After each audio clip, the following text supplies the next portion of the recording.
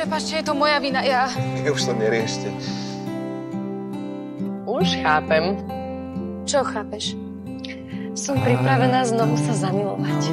Nie, to som nehovorila o ňom. A čo vás baví? Kresliť.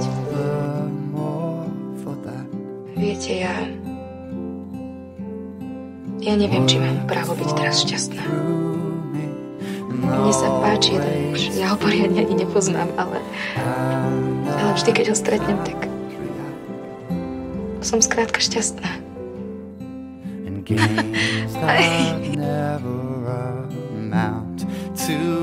Ja hľadám Alenku. Návrhárku Alenku. Lebo toto bola chyba a nič nemôže byť viac ako láska k Bohu. Tak sa môžem opýtať, prečo ste sa rozhodli stať sa kňazom? To je dlhý príbeh. Nemôžeme mať dievča. Prečo? Také sú pravidlá. Voda? Čo s vodou? Chceli ste sa napiť? Jasné. Chýbaš mi. A viem, že som ťa zranil. Ale chcel by som, aby sme zostali priatelia. Budeš dobrý kňaz, Michal.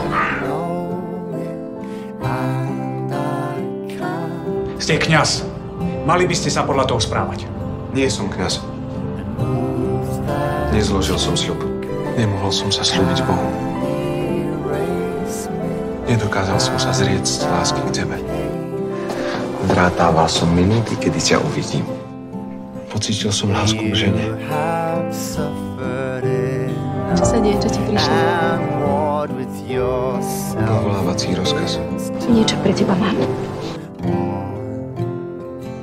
To, aby si vždy našiel správny smer a vedel, že na konci tej cesty čakám ja. A že vždy budem. Milujem ťa ako ešte nikdy nikoho. Čo to bude za život? Alenka, ja sa budem radšej skrývať, ako keby som sa mal vrátiť do toho pekla. Ja už nechcem byť ďalej súčasťou zabíjania nevinných ľudí.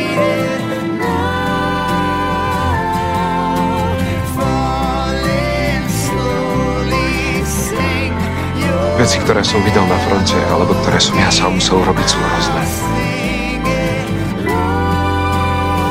Rozprávajme sa o niečom krajšom. Už ste niekedy počuli, ako kvíli zomierajúci vojak? Ako volá svoju matku, ženu, frajerku? Pozerali ste sa mu do očí, keď sa z nich vytrácal život? Ja to bez teba nezvládnem. Môžeš ma chodiť navštevovať.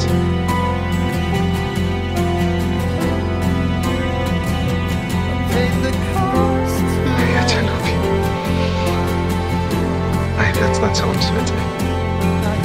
Viete, čo to znamená? Že Michal je v poriadku.